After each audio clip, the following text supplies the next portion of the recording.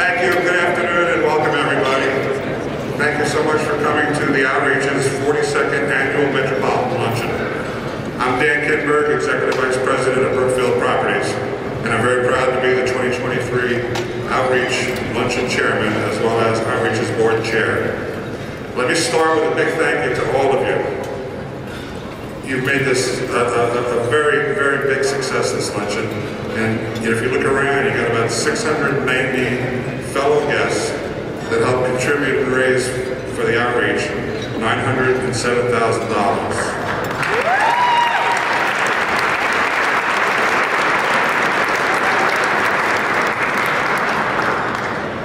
I mean, we realize the economics of the year and really appreciate that you continue to support this great cause.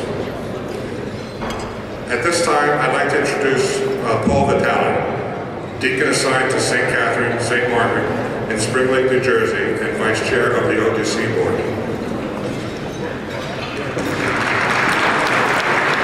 Thank you. It's good to be back here with all of you again. Welcome to this beautiful, beautiful event each year. And I'm just amazed with the 690, 720 people who are here. Thank you for being here. Before I begin the invocation, I had a few words to say. And I wanted to let you know I've been doing this for a number of years. I sit on the board as vice chair. And my first issue that I found with substance abuse was at church. As you all know, I'm a deacon in the Catholic Church, and about 8 or 9 years ago, I came out of church with a woman who looked fine. She was in church, and when I came out, she fell to the ground. A young woman in her 30s, dressed beautifully. When I looked at her arms and I tried to wake her, she had track marks on her arms. I tried to get her to consciousness, but couldn't. And I had no Narcan, and I was just realizing that I was dealing with someone who was overdosed and who had an issue with drugs. My heart went out to her, the ambulance came, and I never knew what happened to her.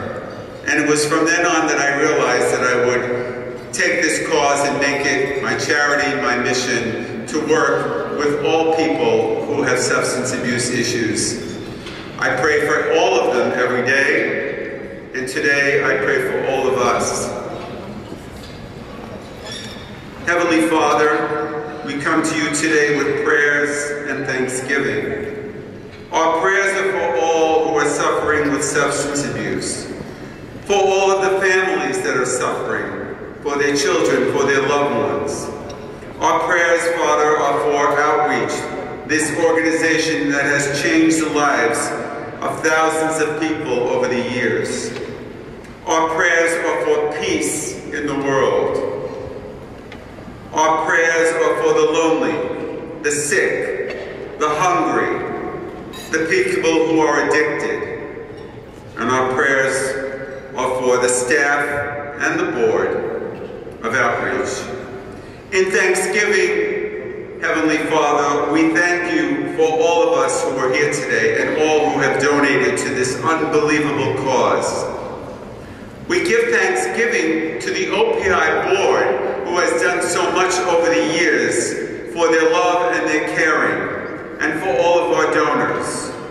We give thanksgiving for the caregivers and the clinicians. We give thanksgiving for all of the people who have stepped up to help this organization and other organizations in recovery programs. And we give thanksgiving for this young person who will speak to you today, Portia, who I just talked to moments ago. God bless you all. We ask God to bless this food. In His name, amen.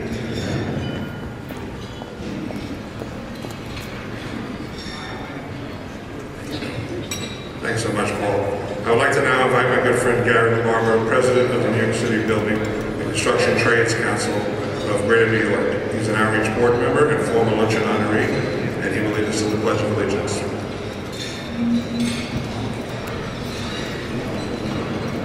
Yes, please rise. Just waiting for a few of the residents. Okay. So please join myself and the residents in acknowledging our flag, which represents the greatest country in the world, by joining me in our Pledge of Allegiance.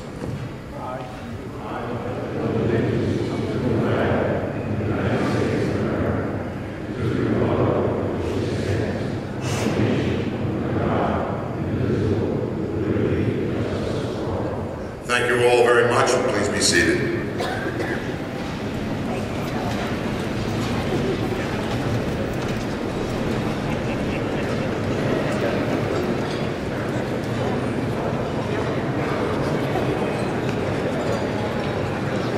Okay, I'd like to make a quick introduction of the people on the dais.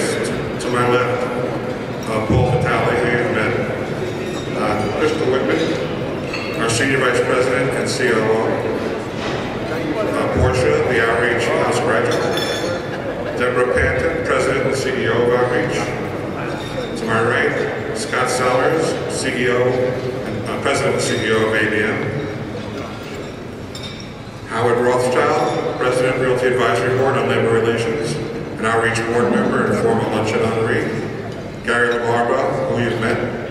Michael Hellstrom, Vice President and Regional Manager of the Laborers International Union of North America. That's a big one.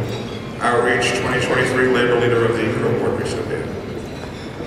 Ralph Bubaga, President, New York City Market TD Bank, and Outreach 2023 Humanitarian of the Year. And Andrew Bergenzer, Executive Vice President and Metro New York Regional President, TD Bank.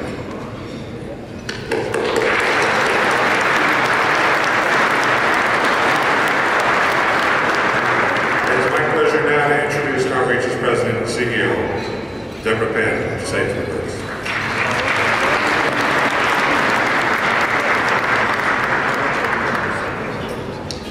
Good afternoon, everyone. Welcome to Outreach's 2023 Metropolitan Luncheon, Building Stronger Communities Together. It is a true honor to be here with you to celebrate all that we have accomplished together this past year, and also to celebrate all three outstanding 2023 honorees. I am overcome by the number of you who have consistently, and you know who you are, stood with us year after year and have attended this very special luncheon.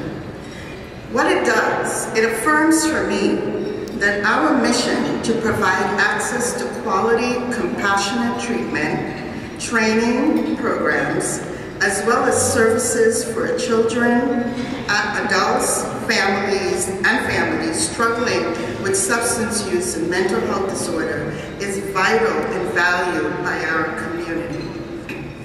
It also affirms for me that you are truly our partner in this challenging but very rewarding work.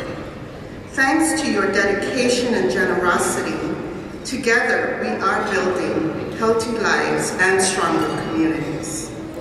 In the coming year, with your support, we will continue to expand and enrich our programs and services to meet the complex needs of those we serve. For starters, we will open the doors to our long-awaited young adult residents in Brentwood, Long Island for individuals who are between the ages of 18 to 25, providing them with the support they need to fight addiction, reunite with their families, and rejoin these communities. We will expand access to care for people living in Queens through a dynamic new partnership with 2 community-based organizations in Queens. This will entrust that residents in this diverse and very vast borough of Queens will have access to the resources they need to fight their addiction, including substance use and behavioral health therapies, supports that address their other needs as well, such as housing and employment, clothing, and food. And something that you may not realize, but also free transportation to and from appointments it's well documented as a barrier accessing care. With the support of New York State, we will also be building a new supportive crisis stabilization center in Suffolk County, where the rate of overdose is amongst the highest in our state. This center will offer 24/7 support for people in crisis, but do not pose harm to themselves or others. However, may be at a greater risk without this immediate assistance. To further demonstrate how together we are in making a difference, and that we is you and I.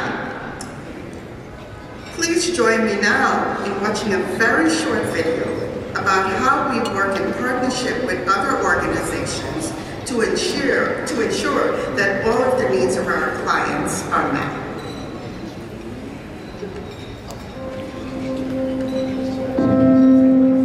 Before I came to Outreach, I was definitely struggling with living environment, homelessness, drug addiction, alcoholism.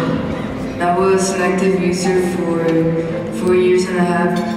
I was introduced to it at a very young age. I just couldn't stop, and I didn't know how to, and I didn't want to either. The mission of Outreach is to build healthy lives through meeting our clients where they're at. I think the fact that our staff really cares about our clients, that's the most important. Their hearts are open to help other people. How I ended up with Outreach was the program was referred to me through a school suspension. I found out about Outreach through, I went to a detox. If that partnership was never there, I wouldn't have been able to go down the journey as I am today. Our colleague organizations are so critical to the services we provide. We receive referrals from specialty courts, reentry task force, schools, hospitals, other practitioners, other treatment agencies. In return, we refer clients to other partner organizations to make sure that whatever needs the clients are identifying are met in some way. If there are folks that need special services, need housing, family services, so collaborating with other systems of care and other organizations just builds our capacity in terms of service delivery to the clients. On March 14, 2012, my 21-year-old son died to substance use disorder. Outreach and Thomas's Hope work reciprocally together. Anyone at Outreach can call us to help navigate a family to their own recovery if they're in crisis, and vice versa. Thomas's Hope calls Outreach to get someone into treatment. They're welcoming and they're warm, and they care about what they do. The bottom line is we pool our resources together because the job is to just connect people to recovery, to hope, and to life. Once I graduated from Outreach, Outreach actually helped set me up with a sober living, and I stayed there for about 9-10 months to better my education, better my job opportunities, and acquire a license, a car, all the fancy things that, you know, being sober gets me. Without that kind of friendship between two programs, it would all fall apart, and I wouldn't have been able to get to where I'm at today. I'm gonna graduate from Outreach. I'm gonna be attending this recovery high school called Aspire. Aspire Academy is the first recovery high school on Long Island. It's a unique educational model where we've partnered with Outreach. Western Suffolk BOCES provides the educational component. Outreach provides the recovery support services. We are not substance use people by training, so we rely greatly on Outreach. I don't want to go back to my old school because I went through too much there, and it's better to give myself a fresh start. It makes me very happy and give me a lot of peace of mind knowing that Outreach has the resources with Aspire and other programs to enable her to grow on a safe environment. Our two agencies are tirelessly working to help build healthy communities here on Long Island. Through our work with labor unions and businesses and partner agencies and referral sources, what we're able to do is we're able to touch every aspect of a client's life. I see our clients become employed, obtain housing, get reunited with their families. It happens every day, and it's just a wonderful thing to experience. today my life is absolutely beyond my wildest dreams. I currently work in a rehab, and my mental health and my perspective on life has continued to shift for the positive. I feel like that I've changed from when I came to Outreach until now in every way, and I realized that I didn't need substances to be happy. The most meaningful part about being here is basically everything, but I guess when I fix my family relationship. The program has enabled us to have better relationship between us personally and with our kids. Más que un programa, esto es como una segunda familia.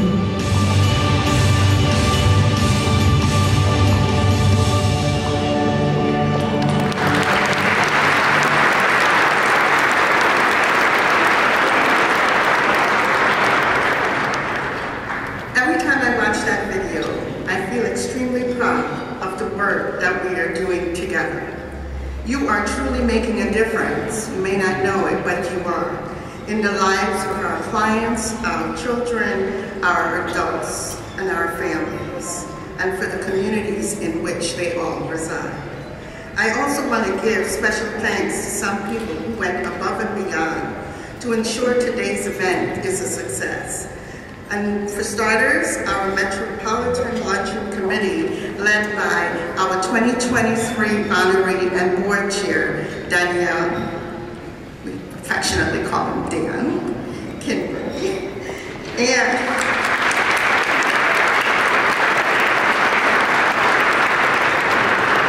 and all of our dedicated board members, many of whom I am so pleased to see here with us today. I also want to say a special thank you to the outreach staff and the leadership team, starting also and including Marsha. I think everyone in this room knows Marsha.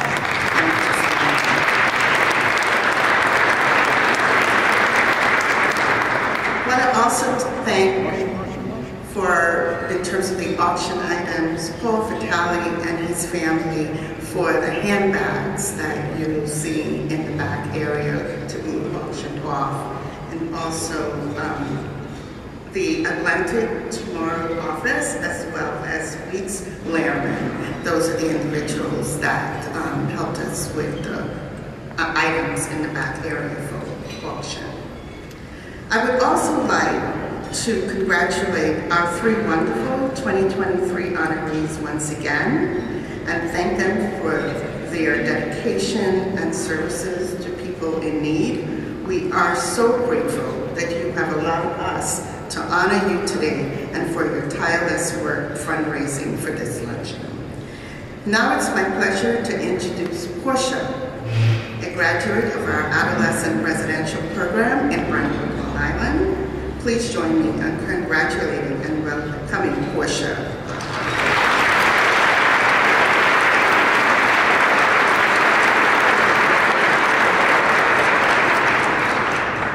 Hello everyone. I just wanted to say thank you to every single one of you for absolutely everything you do. You all play a part in making outreach the way it is, and it has changed my life forever. I'm not gonna lie, I'm very nervous right now, but I wanted to give a little background of how my addiction started and my recovery process and how everything is now.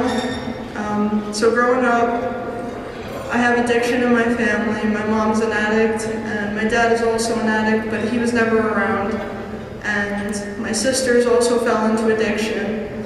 And growing up was really hard watching them suffer as much as they did. And as I got older, I fell into a deep depression because there was a lot of trauma that came along with watching them be in that state.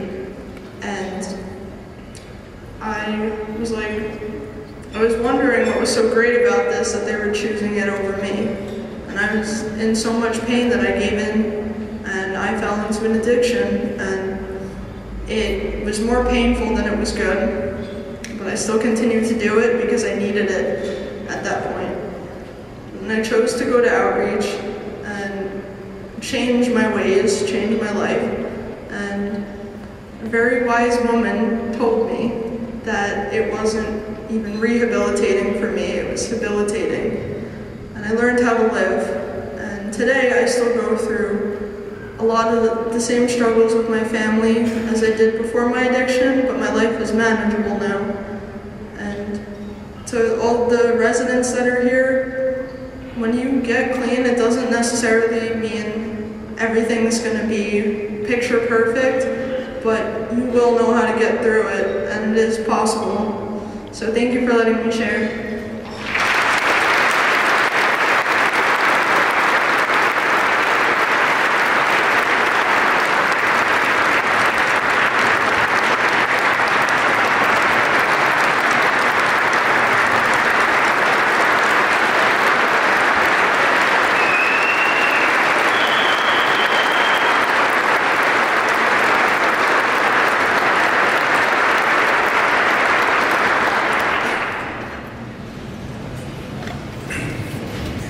Portia, thank you so much for sharing. I would now like to start the presentation of the honorary awards. I'm going to introduce Andrew Bergenser, Executive Vice President and Metro New York Regional President, TD Bank.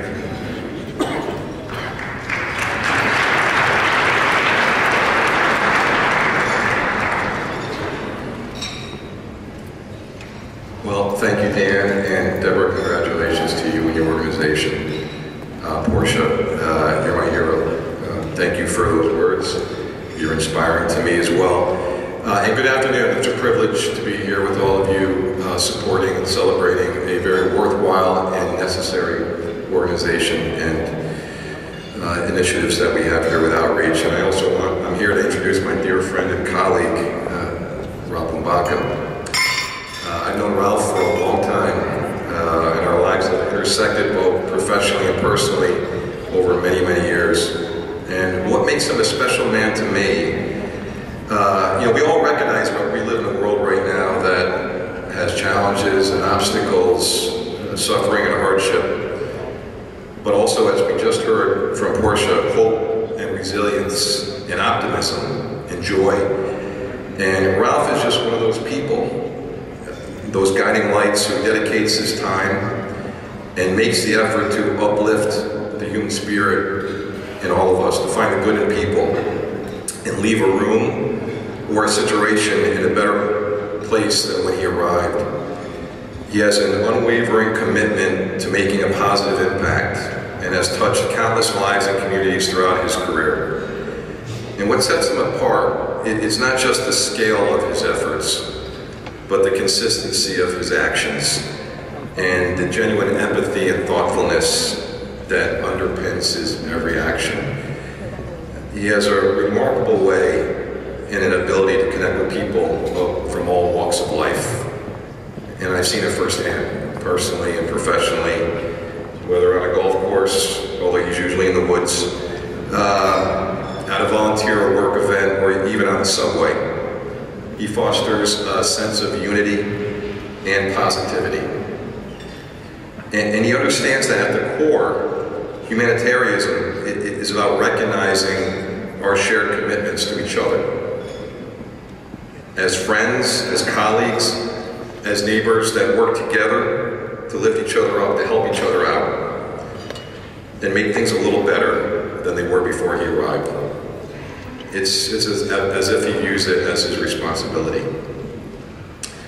He's had many tremendous achievements, both large and small, and he's had a residual effect on so many, including myself.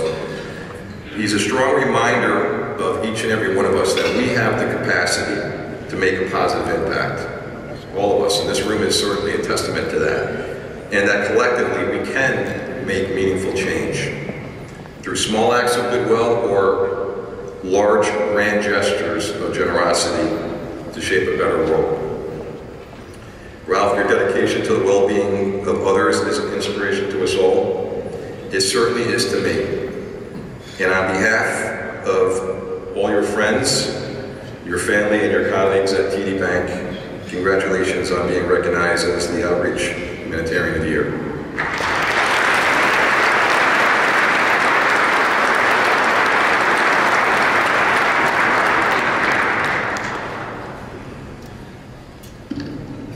Thank you, Andy.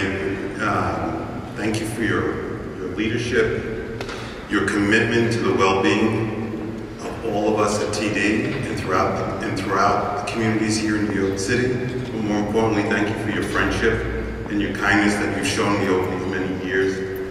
I don't know how I would really affect what I do as a banker, but not having met Andy and the confidence that he's given me to kind of take that skill set and use it in a platform that TD has provided me has just been an extraordinary journey over these past 14 years. So thank you again, Andy, for this. And I want to thank the entire board, the leadership team, and all the staff at Outreach for this honor.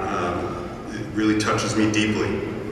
And I wanted to thank my team that's here today, Rich Dzilowitz, and the entire team that really helped with the support in putting the event together. And a dear colleague of mine, Christine DeLillo, who was honored at the last spring luncheon, which we're very proud of. But I do want to give a very special thank you to Collins Building Services, to Joseph Collins, Ken Collins, and the entire Collins team for their support and their encouragement.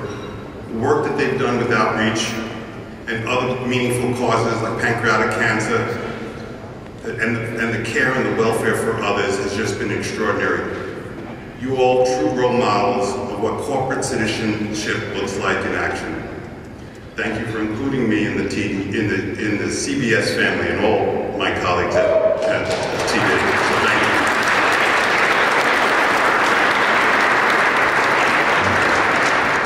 So Kenny, George, and Rich and I went out one day to visit with the team at Outreach.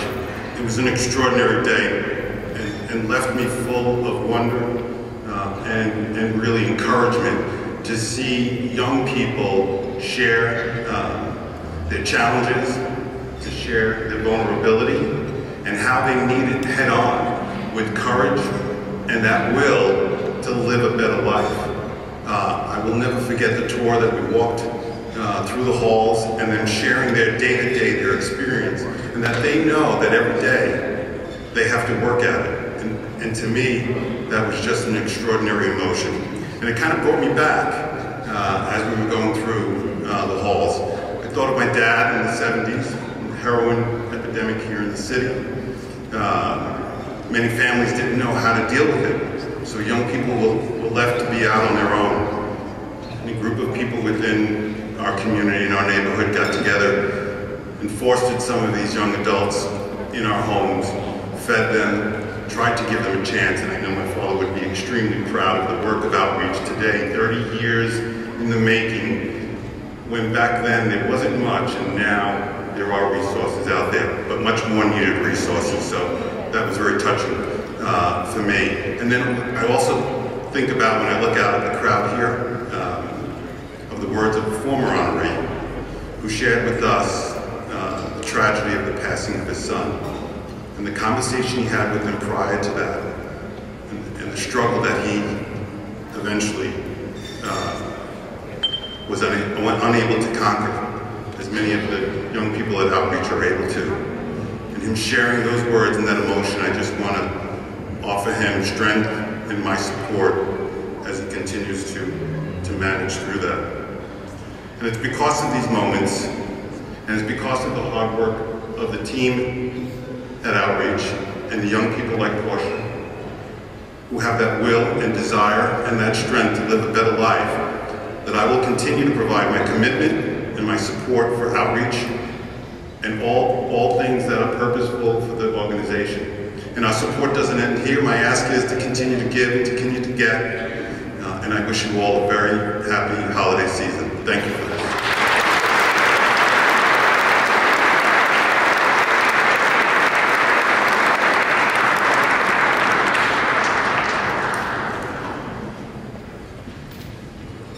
Thank you, Ralph. And if you see a timeless one in the woods, it's probably there. I'd like to now introduce Gary LaBarbera.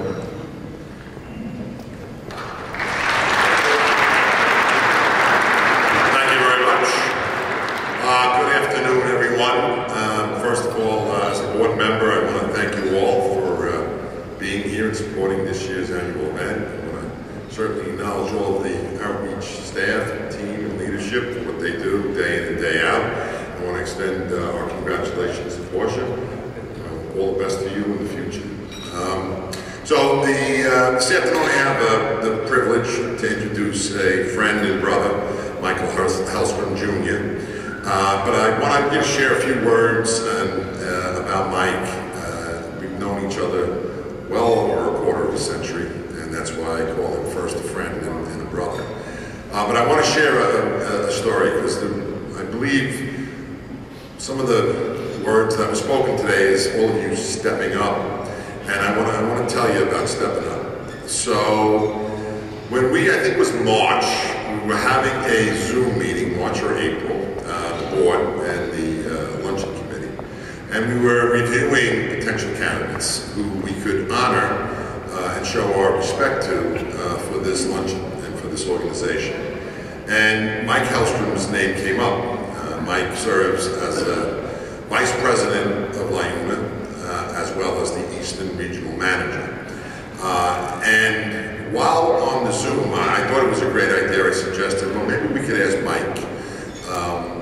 I actually, hit mute, and I actually turned the video off. And I grabbed my cell phone and I called Mike during the meeting. And I said, Mike, listen, I said, I'm on a Zoom meeting right now with the Outreach Board. And we're thinking about this year's honoree. And I would like to ask you if you would be willing to be this year's honoree. The Laborers, LIUNA has always supported this organization. Would you be willing to do that? And he said, well, when is it? I said, well, it's the last Thursday of November. He said, I would be happy to do that. Now, when you talk about stepping up, it wasn't, like a whole battery of phone calls. I got off the phone with Mike, came back on, and I said, okay, Mike Hellstrom's in, right? And they were like, oh my God, really? That's what stepping up does. So let's first of all give Mike a round of applause for stepping up.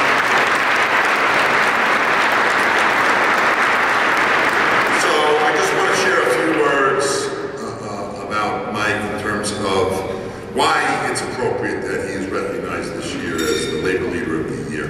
As I said, I know Mike well over a quarter of a century, and I know Mike from when he was an organizer with LIUNA, and he was literally in the street fighting for the members that he represents, literally, and that's no exaggeration. And we actually, in the early days, were on many picket lines together, and I will say, fought the fight.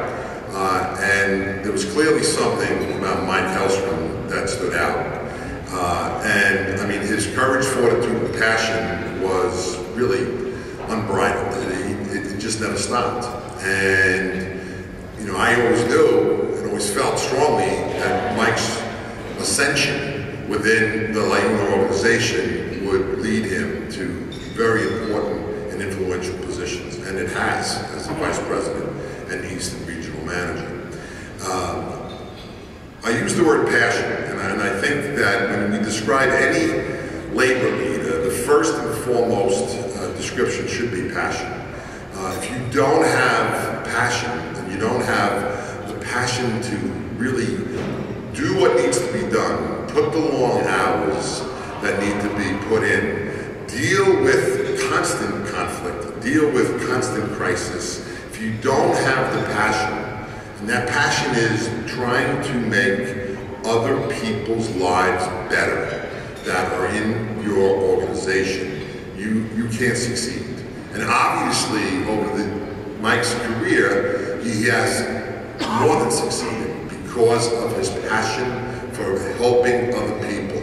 And by the same way he stepped up with that phone call in that moment, that was another example of Mike's passion for helping other people. He saw a way that he could use his position to raise money to help other people.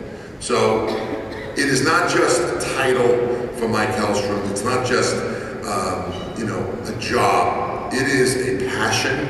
It is a vocation, and it is something that I can tell you he has committed his life in full to, and will continue to do that because that's who he is. So it is really a great honor and pleasure to me to and now ask Mike Hellstrom, this year's Labor Leader of the Award of the Year, to come to the podium, say a few words, and congratulate him on this year's recognition. Thank you.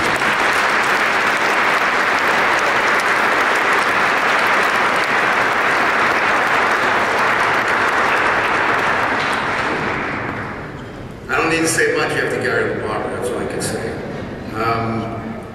But first of all, I'd like to really thank the kind words of Gary LaBarbera in the introduction for today. I'd like to also recognize the Board of Project Outreach for the opportunity to be honored and congratulate my fellow honorees. I mean, what an outstanding cause that we can all gather together and raise significant funds. Not too many days in New York City where building tradespeople, our partners, other people from our community can raise almost $1 million for such an extraordinary cause. And first of all, I would be remiss if I don't recognize every proud, strong member of my union, the Laborers International Union of North America, that came out today to make sure that we were represented. Every other building trades union that's in attendance as well.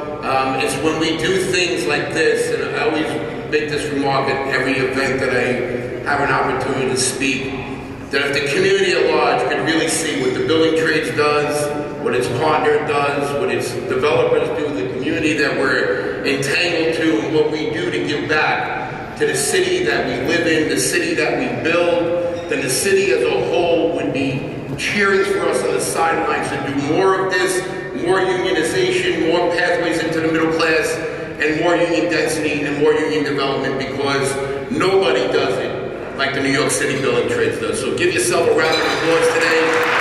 Really, I mean that.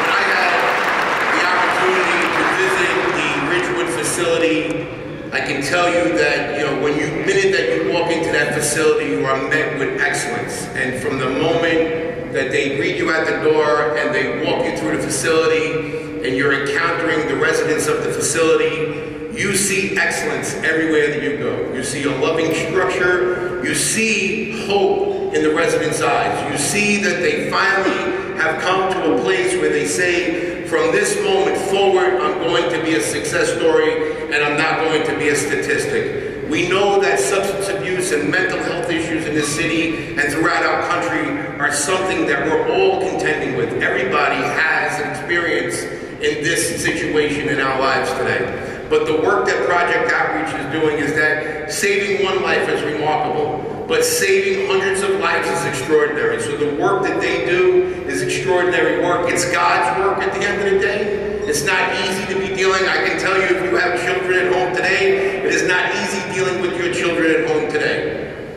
But could you imagine dealing with young adults that are struggling with drug addiction and mental health issues, but having to find a program that works for them, that gives them the pathway to rehabilitation and a more successful life?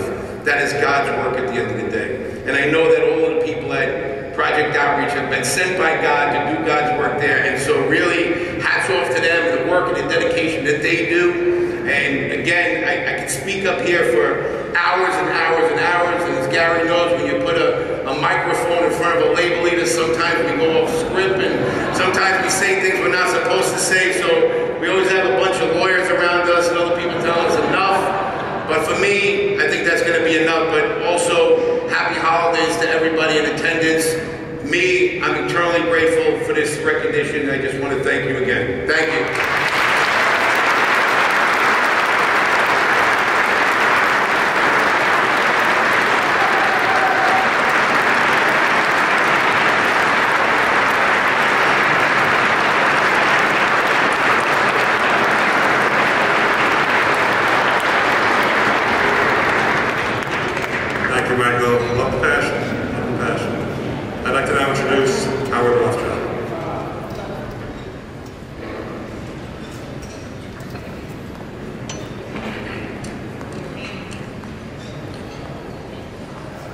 Good afternoon. I have the privilege today of introducing Scott Salmiers, who will be presenting Dan Kinberg with the Jim Berg Award. It's not often that you have an introduction for an introduction, and particularly for two people who need no introduction. I'd like to tell you a little bit about Jim Berg, the namesake of the award. Jim was the son of a union lawyer. He served in Vietnam, almost died in an airplane crash, and literally married the girl next door. He was a labor lawyer and the president of the RAB, and represented the real estate industry in collective bargaining for almost 40 years.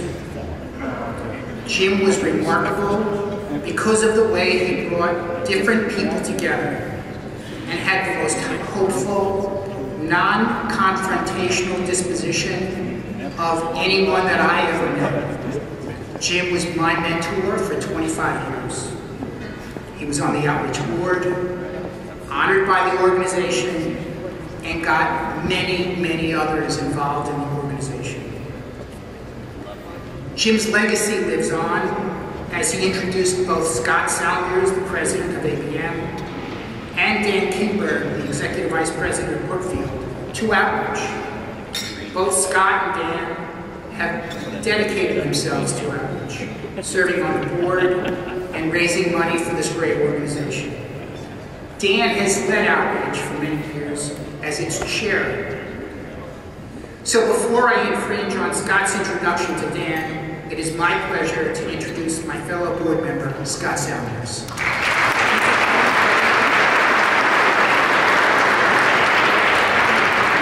Thank you, Howard. So this is one of these instances where someone is honoring someone, but you realize it's more of an honor for the person to do it, because the person that you're honoring is so extraordinary.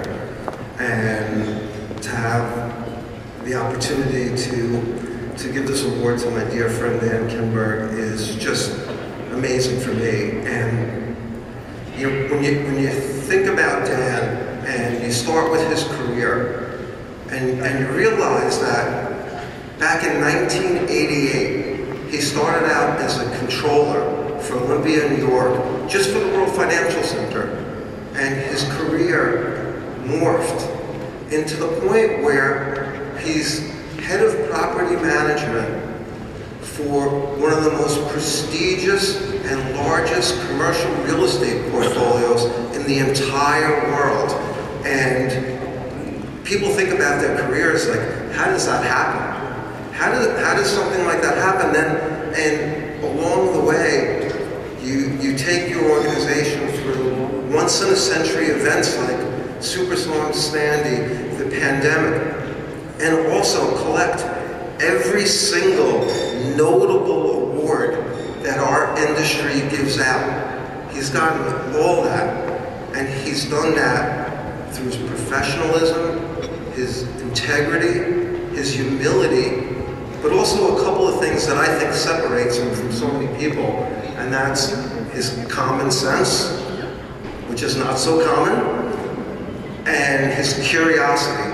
You don't go to Dan with a problem and a solution and think that he's just going to say yes or no. He's the kind of person that rolls around his head. That's why Mike Basso's bald, because that works with solo. But he challenges everybody, and he raises everybody's game. And it's an extraordinary career. And for those of us that know Dan, you'd know that it pales in comparison to how much he loves his family. And it's no joke, it is true. And Carol Ann is sitting here, they met when they were teenagers and stayed together for so long. And think about this, think about all the life changes that happen to a couple from high school to now, and to stay together and have such a loving relationship. I mean, Carol Ann, you're a saint, by the way, you know. It's just extraordinary, and to have two amazing, beautiful, extraordinary children, and Kristen and Katie, who are here supporting him today, and Katie's husband Jack and their son Rowan couldn't be here, but this big extended family that exudes so much love and unity tells more about Dan than his professional career in my mind. And then, you know, lastly, I will talk about the charitable side of Dan.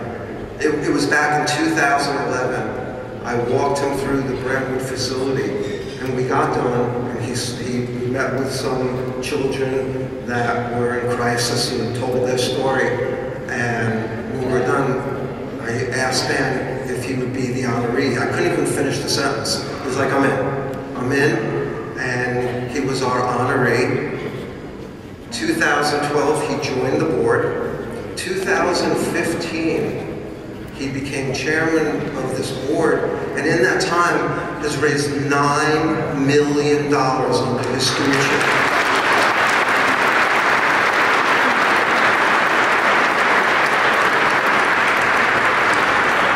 I mean, there's a couple of things, right? No one's ever raised that much money in a span. Nobody.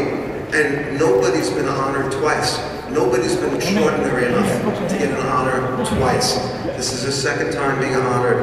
And, you know, if you sum it up, right, you know, Dan's had this career that people can only aspire to. He has a family that people only imagine and dream of. That's it, right? And then the charitable side, like, how many people do we know that are not only charitable, but put it into action and do what he does? So, I mean, I just don't know what else to say other than I'll finish where I began. I am so honored to be able to give this honor to such an amazing person. So, Dan, please accept me. That is for me.